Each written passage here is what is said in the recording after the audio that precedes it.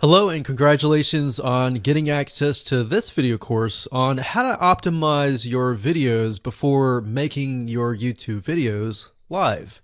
So this is video number 1, which is the introduction to YouTube search engine optimization.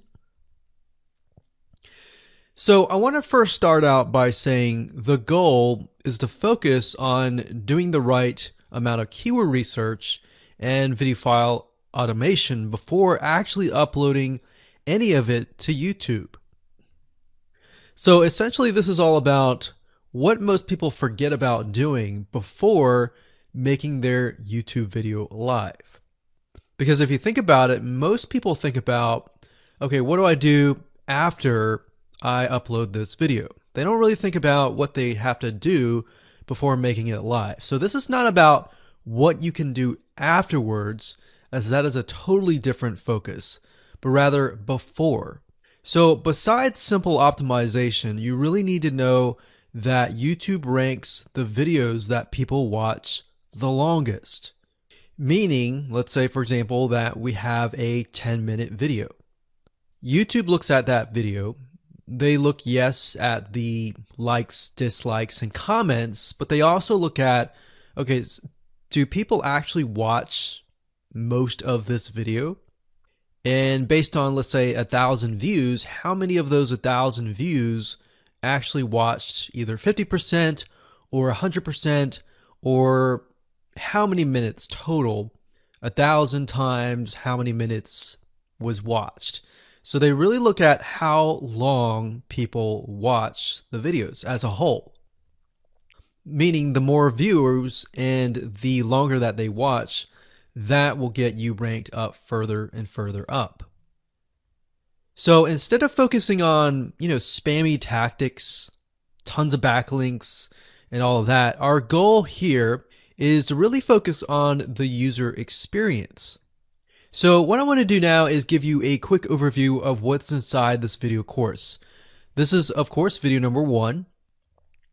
Video number 2 is going to be about competitive research, or in other words, researching your competitors to kind of get a better idea of why YouTube is ranking those videos. Video number 3, we'll talk about highly searched keyword terms and how you can find those for your product or service or whatever you're trying to promote. Video number 4, we'll talk about your title and your description.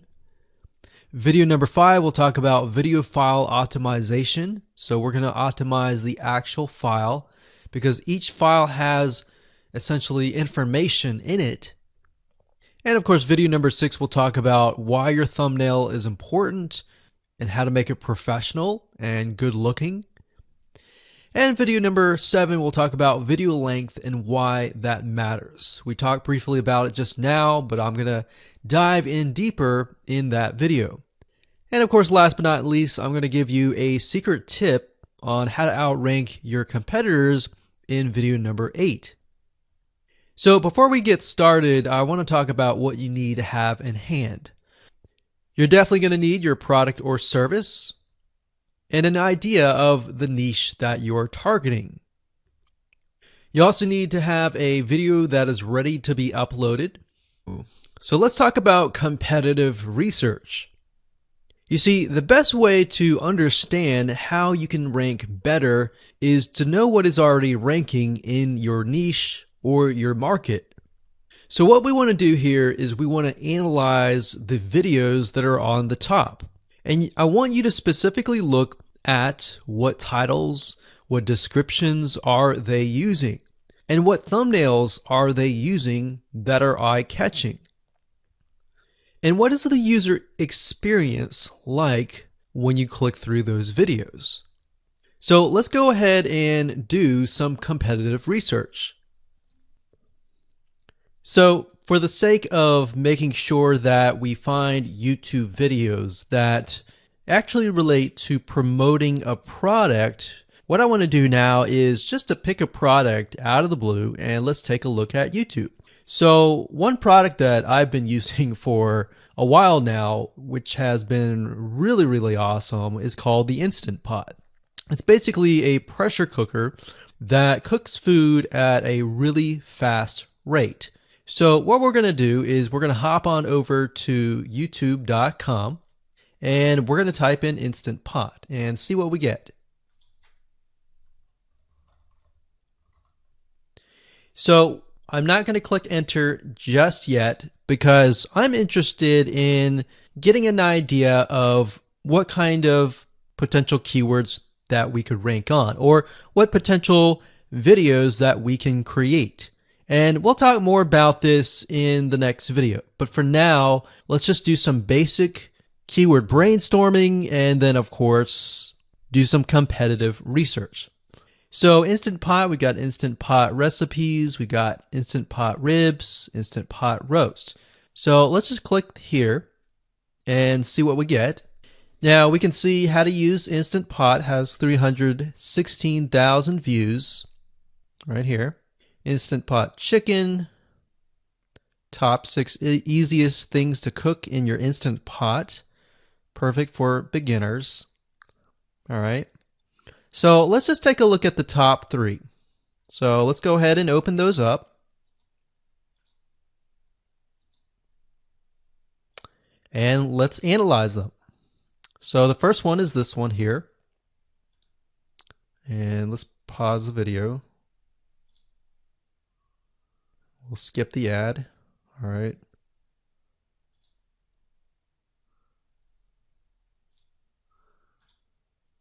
Okay, so how to use the Instant Pot 101 for beginners. So if we think about the type of audience that the Instant Pot attracts, it attracts somebody who has a busy life, who may be a beginner at cooking and just wants a quick and easy meal done fast. So we can see that. So one thing that I like to do is I like to copy the titles to Notepad. Just kind of get an idea of what we're dealing with. So that's the title. Looks like she's promoting an Amazon affiliate link. We can see that here, Amazon.to. We've got Instant Pot hacks, Instant Pot yogurt, and all that. So what she's doing, it's very funny, but she may not realize she's doing this, but what she's using is a method called siloing. And she's basically telling YouTube, hey, not only do I have this video on Instant Pot, I've got Instant Pot hacks, yogurt, recipes, and other recipes. So let's just copy that in here. So that's video number 1. So we're going to rank it from video 1, video 2, and video 3. Let's scroll down a bit. We've got 373 comments. I will say when it comes to YouTube, they're looking for engagement. So comments is good, likes are good, even dislikes are good as well. Even though dislikes are bad from a human standpoint, it tells YouTube that there is engagement. All right. So sometimes we're going to be able to view, we can't do it here, but sometimes you'll actually be able to view more data. But for now, you can't hear. Now, we can actually dig deeper if we want to. So let's just take a look at Natural Brittany's YouTube channel. Because when you're doing competitive research on YouTube, it's not just that particular video. It's actually the whole YouTube channel as a whole. The authority that that channel holds. So she has 116,000 subscribers. Click on the videos. She has a good amount of videos that talk about anything, looks like from cooking, from budgeting, from grocery, a lot of very similar videos. So let's scroll down. And now let's go ahead and take a look at the second highest ranking video. So if we go back over to here, and this is the Instant Pot chicken, cook with me, meal planning, meal prepping, Sunday setup. So let's go here, take a look.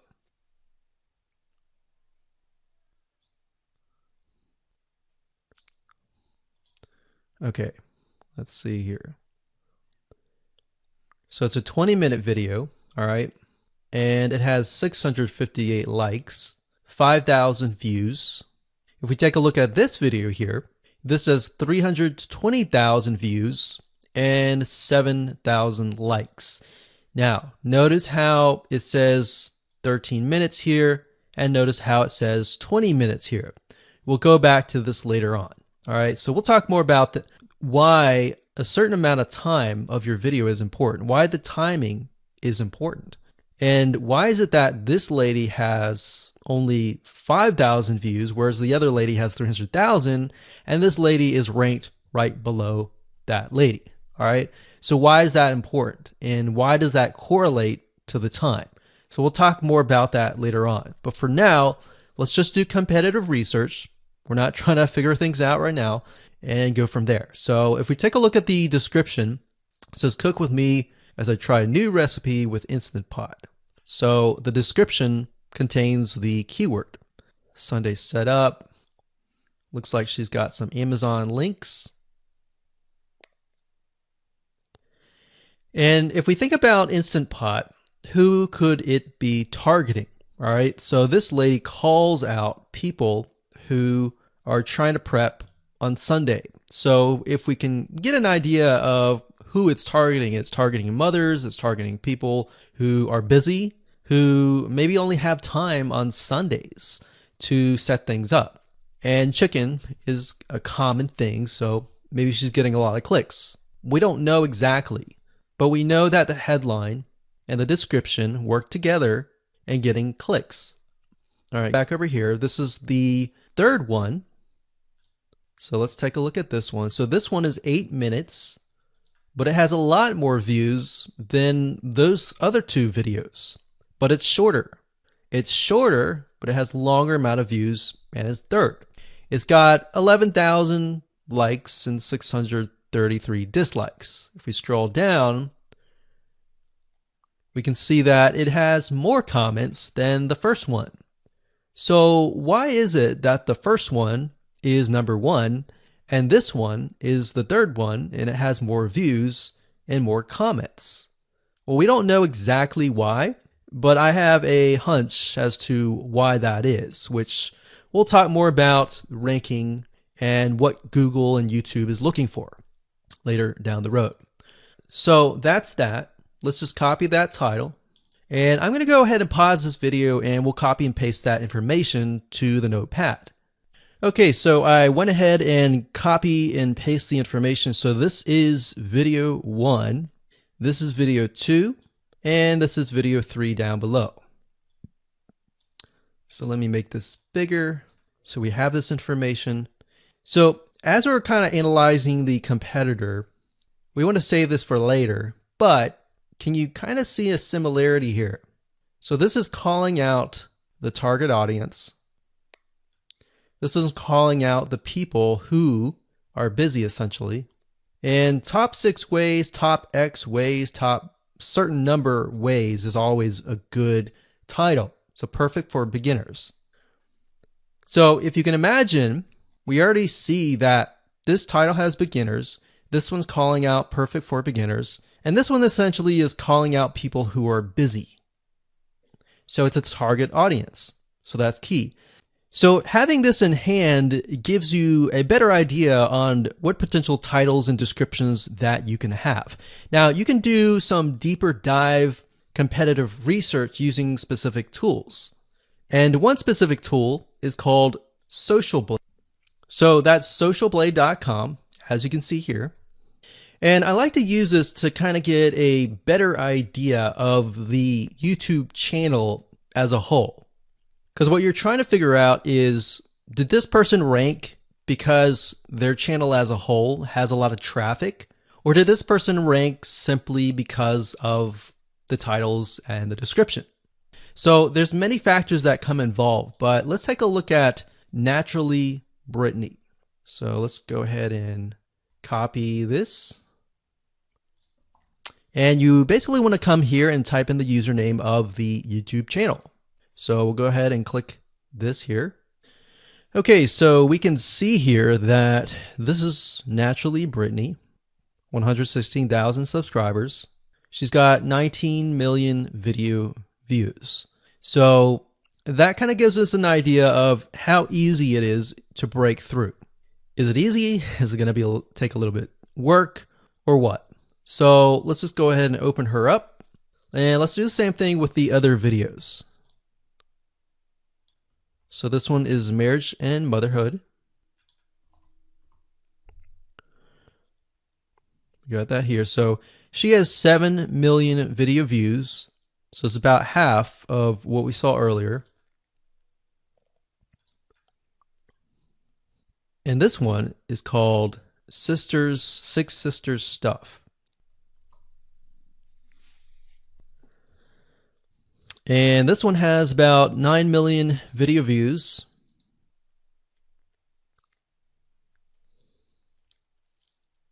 So right off the bat, we can see that if we were to rank on the keyword Instant Pot, it's going to take a lot to break through. But the way we can break through is by using essentially subcategories of that keyword. So Instant Pot recipes or Instant Pot chicken recipe, stuff like that. So we can see that each one of these has about 100 to 200,000 subscribers. So you're going to have to be competing against that. Now, obviously, if you have a good size YouTube channel, that will usually mean that you can break through fairly easily. But if you're just starting out, then breaking through on that keyword is going to be a little bit more difficult. So the next question is, what keywords should you use? Let's talk about highly searched keyword terms and how you can figure out what your main keyword is going to be, what your sub keywords are going to be. So one mistake that we see that many YouTubers make is simply making their own title and description. I mean, it's natural, right? But instead of deciding what you think will work, why not use what is already working and do some simple keyword research that's not going to take a lot of time, and this way you'll be able to have the right information that will help you rank on the right keywords. Now the big question is, well, how do I find these keywords? So the best way to find highly searched keyword terms is to look at the Google suggested keywords. And they are suggested for one reason, because they are used a lot. So let me show you how to find them and what they look like. Okay, so from analyzing the previous videos with the top 3 videos to kind of get an idea of what the titles were, what the descriptions were, if we look at the 3 and we refer back to this, the question is, what are the commonalities between the titles? Obviously the keyword Instant Pot, but we also notice that the top one and the third one, they all have the keyword beginners. So beginners in Instant Pot. Instant Pot for beginners, all right? So if we go back up here and we go to youtube.com and we type in Instant Pot, what do we get? So when you have a drop down like this is what we call the suggested keywords. And you'll see this in Amazon.com, you'll see this in Google.com and other major search engines. And what this is high demand and highly searched keyword terms. So in other words, if a lot of people are searching for these keywords, then they'll show up in the drop down menu. Right? So Instant Pot chicken happens to be a very highly searched term. And take a look at this. This one is related to Instant Pot chicken. So that means there's a lot of people searching for Instant Pot chicken. And that might be why this second video is ranked so high. Let's scroll down and take a look. So as we're scrolling down, I also want you to kind of keep an eye on the thumbnails, because the thumbnails are key. So we got top 6 easiest things to cook in your Instant Pot. And I'll say, as an Instant Pot user, I really didn't know what recipes were out there that would fit the Instant Pot. Because the Instant Pot, the way it cooks is it pressurizes the food, and you need a little bit of liquid inside it to pressurize. So what I was doing is I was looking for recipes that were specifically made for the Instant Pot. So a lot of these people that are coming here, they don't know. They're just looking for recipes.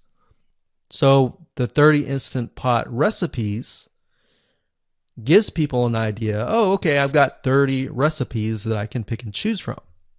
So if you scroll down, it says Instant Pot Ultra. All right. So if we go back here, so Instant Pot Chicken is definitely a top one. Instant Pot Spaghetti, how to use an Instant Pot. Instant Pot Cheesecake, yogurt, pho, beef stew, whole chicken, rice, and Instant Pot pot roast. So these are highly searched keywords. Now let's hop over to Google and see what we get. Do we get the same thing? Do we get something different? So if you go to Google and you type in the same thing, Instant Pot, we can see that we've got Instant Pot recipes, Instant Pot chicken. So notice that the chicken and the roast beef or the pot roast seem to appear both in Google and in YouTube. So whenever you see that, that's a good sign, because you got to understand people searching in YouTube are very different than people searching in Google. They don't show the exact same thing. But if they do, that gives you an idea that if you rank on that term, that you will be able to get traffic from Google and YouTube. Okay, so let's go back here. So Instant Pot Chicken. So let's just do a search and see what we get. So another place to find the Google suggested keyword terms is to scroll all the way down to the bottom. So there we go. So Instant Pot recipe. Now these are specifics, all right? These are searches related to Instant Pot. So people are looking to buy Instant Pot Amazon. So let's just type in Instant Pot Chicken and see what else we get. So if you notice, when we type Instant Pot Chicken, it gives you a more detailed view of the other keywords that are related. So for example, Instant Pot Chicken recipes, chicken and rice, chicken noodle soup, chicken thighs, chicken bog, chicken breast recipes, chicken wings, and chicken and dumplings. So let's go over here and see what we get. So Instant Pot Chicken recipe, wings, noodle, biryani, thighs. So a lot of these are actually appearing that are the same. Okay, so moving on here, we've got Instant Pot Chicken. Now let's take a look at what we have here. So what I would do is I would do the same thing, the competitive research. Now, if you notice here, the Six Sisters stuff, it's a different video, but it's a similar video. Now this video is different. This lady is the same. And that's another thing. So if you rank high on the main keyword, then you could potentially rank on the other smaller keywords as well. So that gives you an idea of what content to create and what keywords to target. So we could potentially make it about Instant Pot Chicken. And what I would do is go back here. Let's say we want to title it the Instant Pot Chicken. What I would do is I would scroll here and take a look at questions people are asking. So how do I cook chicken and potatoes in Instant Pot? How long does it take to cook chicken pot, Instant Pot? We scroll down, and what I would do is grab these keywords. So I would grab these keywords.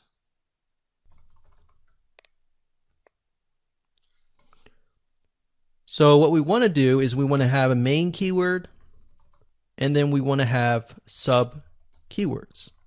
So the main keyword here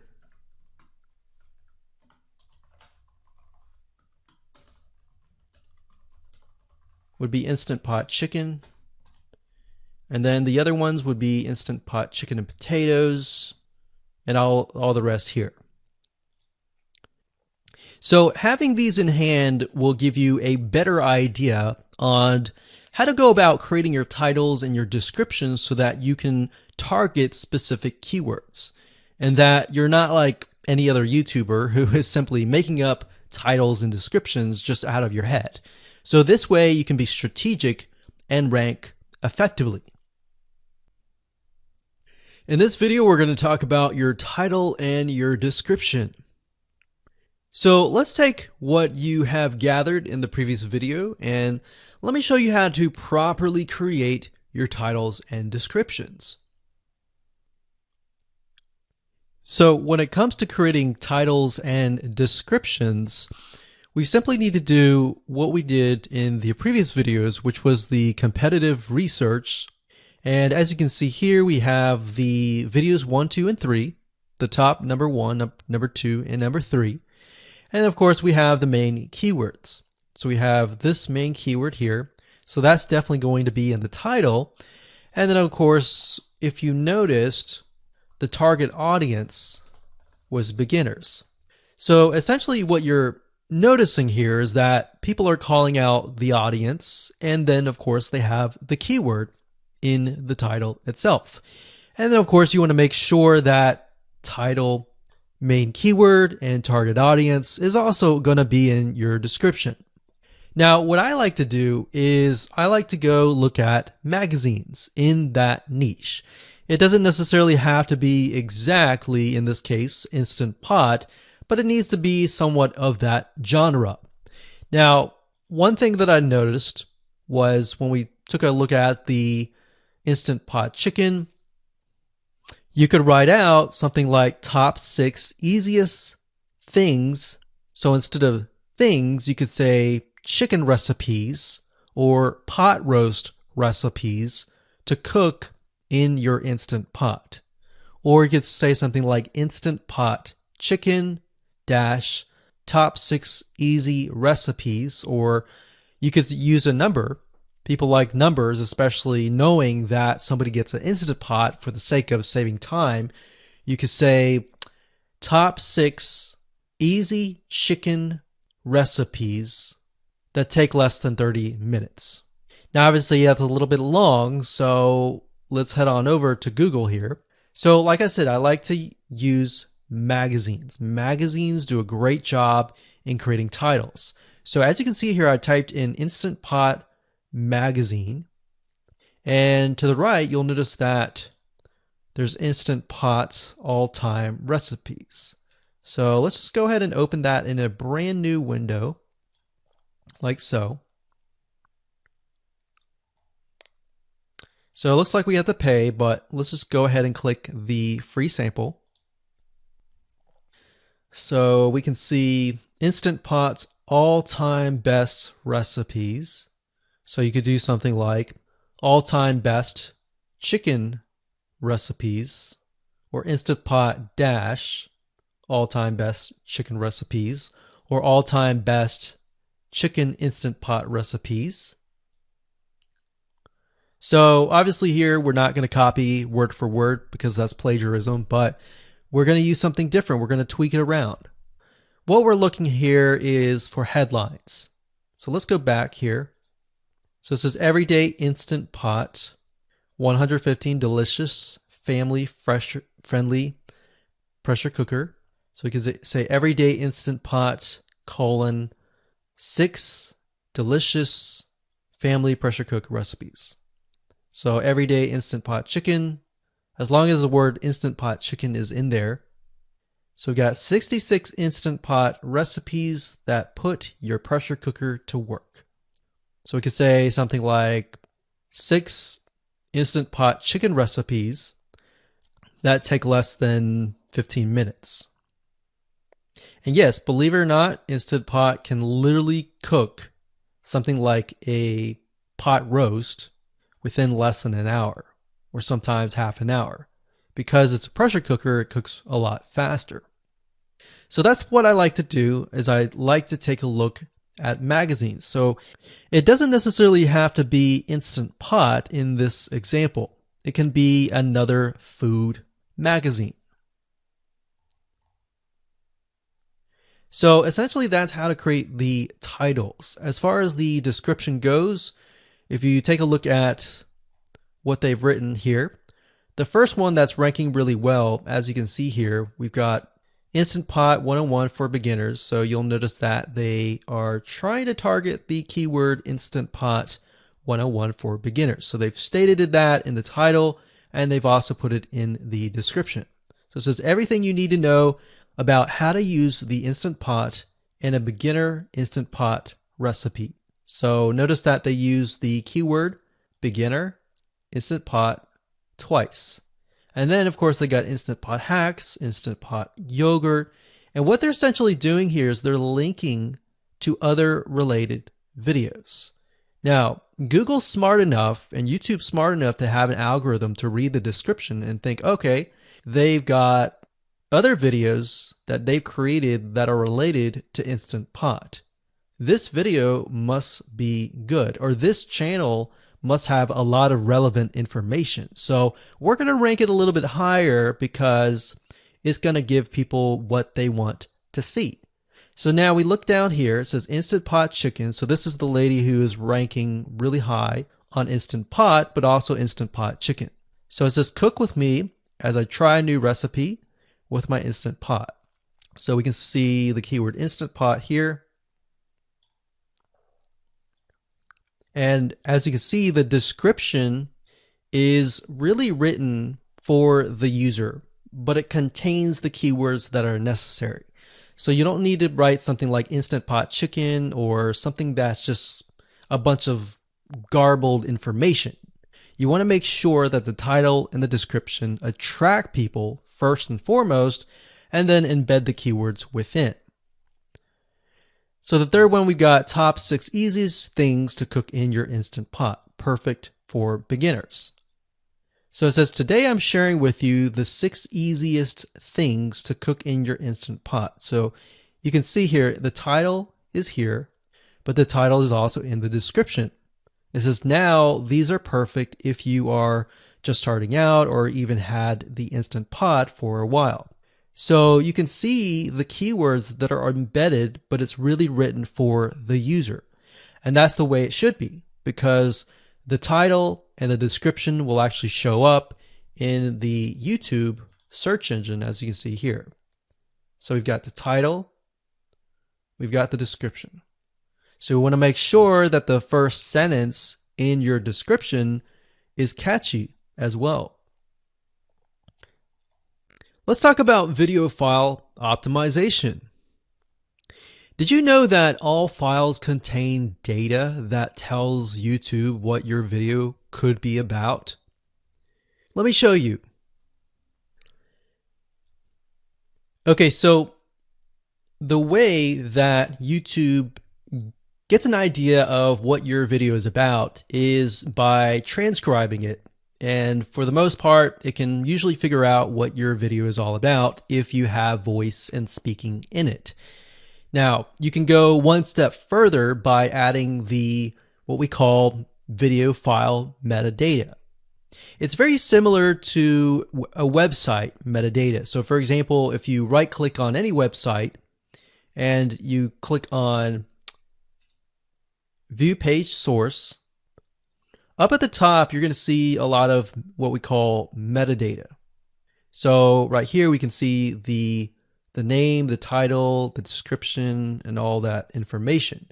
So what that does is it tells Google essentially what your website is all about. So very, very similar in this case of what we're doing here. So what we're doing here is we are taking the video file that you have created and embedding it with more information. So besides the title and description, YouTube will be able to read the metadata inside of your video. So it'll make a little bit more sense when I show it to you. Now, it's really hard to find software out there that allows you to embed metadata, except for a few. So one of them is called Video Converter by Wondershare, and that is videoconverter.wondershare.com. That's videoconverter.wondershare.com. So if you go here and you go ahead and download up at the top, you will be able to embed metadata. In fact, we're going to be using that for this particular video. Now, there are other software out there like the Adobe Bridge software, which allows you to embed the metadata into your video. Now, the reason why I'm using Wondershare is because I feel like it's a lot easier to use. So if you go ahead and download this, we're going to open this here. And what I did was I clicked Add Files, and I chose the file. Now, there's a lot of things that you can change about the video, but what we're particularly interested in is this I icon right here. So click this I icon, or letter I here, and you're going to see that it says name, language, episode name, actors, director, screenwriter, tagline, and description, and comments. So what I recommend is you try to complete this as much as you can. So episode name, actors, so that would be whoever is in the video, the director, the screenwriter, which could be you, and then the tagline. What I would do is the tagline be your title, and then the description be your description. So whatever you're going to upload to YouTube, put this as a title and put this as a description. And then for comments, I would put something like keywords. And all you have to do is click save, convert it, and done. That's the reason why we're using Video Converter, because it's just so much easier. With Adobe Bridge, it's easy too, but there's a lot of more options and very easy to get confused. So once you're done with that, you save the video. Your video has the metadata inside of it, and all you have to do is simply upload it to YouTube, and that's it. Let's talk about your thumbnail and why that is important. You see, since our goal is to get more clicks or more views to your YouTube video, we have to rely on attracting viewers. So if you think about it, the thumbnail is the first thing people see as they are scanning to find what interests them the most.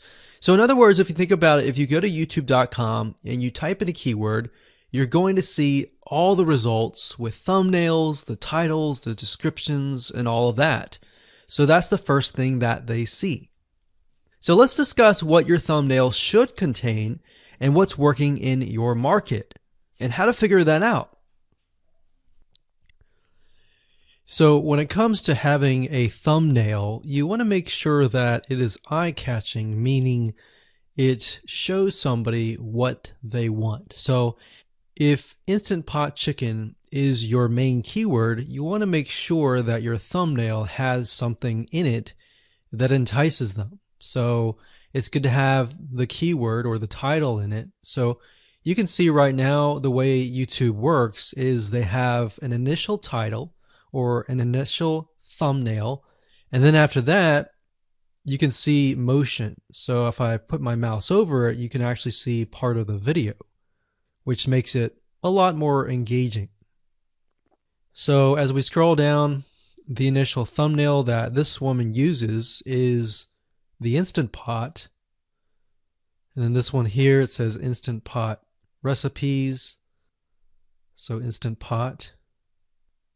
So we can see the ones at the top definitely have the Instant Pot in it, or a word that's chicken, or a picture that has chicken in it. So it fits the keyword. Now, if you're not a professional, thumbnail artist or anything like that, there are different sites that you can use to get these created. Now, bear in mind that you never want to use a thumbnail that is clickbaity or that lies to somebody, because if they click on it and then the video is nothing like the thumbnail, then guess what? You might get tons and tons of clicks and perhaps views, but you're not going to get people watching your video, which is very, very important, which we'll discuss in the future videos. But for now, there are different elements that you need. So what I recommend is you go to a site called creativemarket.com. That's creativemarket.com. There are other sites like graphicriver.net, but over time we've realized Creative Market has a lot of really good designs. So what we can do here is in the search box, we're going to type in YouTube thumbnail. And we're looking specifically for templates that we can use for the thumbnail. So it says YouTube thumbnail pack. Let's go ahead and open that. There's one here. There are end cards, but that's a little bit different. That basically comes at the very end of your video. So we got urban thumbnails, different types of thumbnails. But the reason why I like Creative Market is buying templates for specifically YouTube thumbnails is going to make your life a lot more easier, especially if you can make it professional. The more professional it looks, the more professional your viewers will click through. So if we click on this, we can kind of get an idea of what we're dealing with.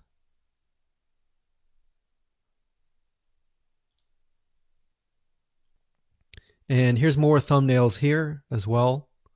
Now, over time, we've realized with YouTube thumbnails, more and more designs are becoming minimalistic, meaning it's not too fancy, but it's got just enough information to tell the person what it is all about. So it could have text, it could have pictures, but you really need to know what your YouTube video is about before you can create your thumbnail. In fact, I recommend that you create your YouTube video first and then you create your thumbnail so that you can make sure that you attract the right person. Now, what we found a little bit of a technique is to create a thumbnail that is related to essentially the end, meaning if you're creating an Instant Pot chicken recipe, you might want to show the chicken already cooked. So essentially what people get if they click through. So that way people think, oh, okay, this looks really nice. I'm going to click through. And they're more likely to actually watch all the way through to the end. And that's what we want. We want people not to just click through, but to watch all the way till the end. And that's actually going to help us with the ranking. Let's talk about video length in more depth. So the big question is, how long should your video be? While yes, most folks have said that your video should be short due to attention span. And that's something that we've talked about in the past. And that definitely worked in the past. And that still is true that people's attention span are short. But today, in terms of YouTube, your video length should be longer, and here's why. Did you know that YouTube ranks your video based on how many minutes your viewer watches? We talked briefly about this in video number 1, but I want to talk about why that is the case. Statistically speaking, most people that we have found, based on statistics that we have seen in YouTube, most people watch about 50% of a video. Even the people that are interested in a video, they watch 50% of a video. So if that, in this case, is a 5-minute video, an average viewer is only going to watch about 2.5 minutes. Now, here's why that is important. If you're competing against someone who has a 30-minute video and their viewers watch 15 minutes, which is about 50%, well, guess what? Even if they can have less viewers than you, they're going to beat you because they have a longer video. So if you got the 2.5, they've got the 15 minutes, they can send less people and still beat you. And YouTube will favor them in the end. Now that, of course, is assuming that the views are legitimate and people are actually watching. And that's why user experience is so important. So to give you some real life practical application, let's hop on over to YouTube and I'm going to show you proof that this works. Okay, so let's take what we learned and what we just discussed and apply it to some real life practical application. So if we head on back over to youtube.com, we type in the keyword Instant Pot recipes, we can see this one, and this one.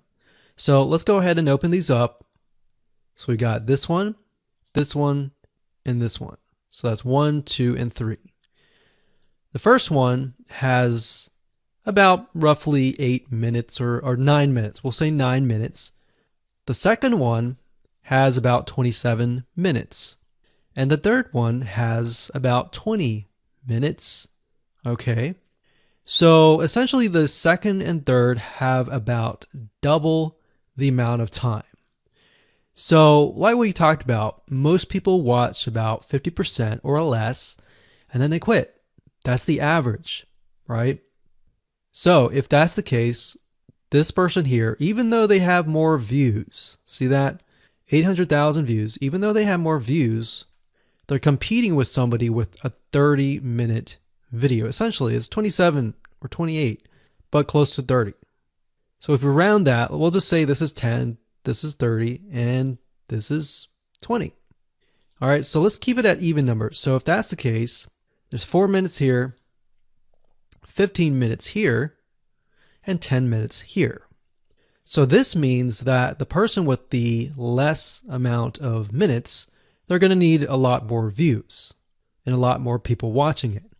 So in total, if this person has, obviously this person's number one, but what I'm saying here is because YouTube looks at how many minutes are watched, if this person had 800,000 views and this person had only half of that amount, but had more than double this amount, this person right here would most likely rank higher. So see that?